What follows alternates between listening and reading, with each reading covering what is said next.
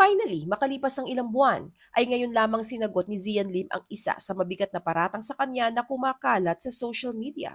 Ito ay nang magpaluto pa raw muna siya kay Kim Chu ng paborito niyang steak bago siya makipaghiwalay sa aktres. Dahil sa balitang ito ay halos kamuhian si Zian ng maraming netizens dahil sa kawalang respeto nito sa feelings ng girlfriend niya for 12 years. Narito ang paliwanag ni Zian sa kanyang side of the story.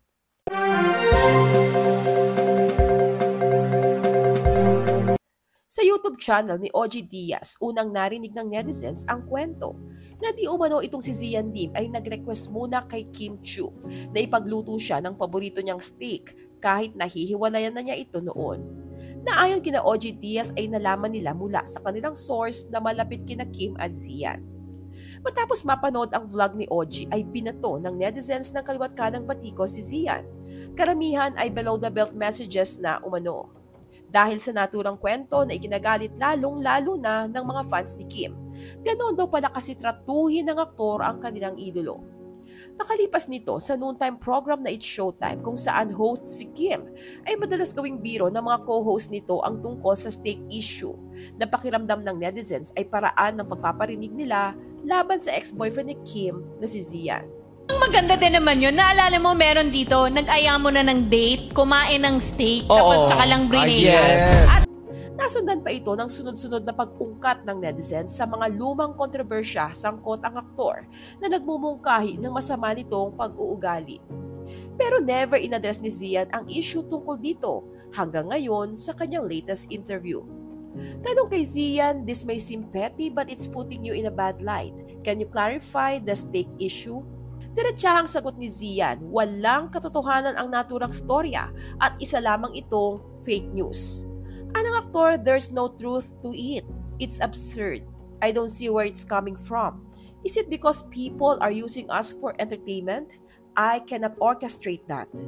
Kahit pa ni Zian, imposible iyon dahil hindi siya ang nakipaghiwalay kay Kim. Anong aktor, I wasn't the one who initiated the breakup. All these fake news, all these dagdag bawas are just too much already. Hindi rin daw totoo na tinawagan niya si Kim Chu at binigyang permiso na i-announce in public na mayroon na siyang bagong girlfriend.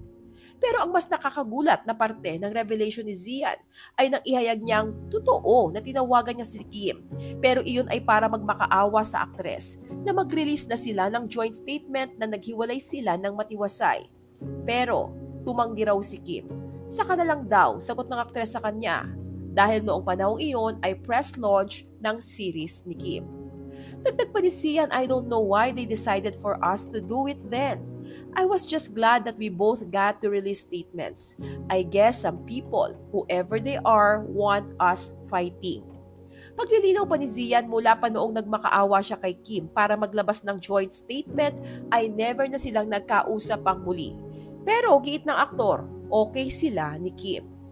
Sa kasalukuyan ay sobrang happy umano ni Zian sa piling ng new girlfriend niyang si Iris Lee na pareho niyang film buff. Katunayan nitong May 18 lang ay pareho silang nag-share ng mga masasayang karanasan sa France sa pagdalo nila sa Cannes Film Festival 2024. Pakiramdam ng netizens dahil may ginagawang pelikula itong si Zian na siya ang direktor, kaya ito nag-iingay ngayon sa social media at ginagamit lang ang past issue nila ni Kim para pag-usapan siya. Naniniwala ba kayo na promo-promo lang ang pag-iingay ni Zian ngayon o gusto niya talaga i-reveal ang katotohanan? Share your thoughts below.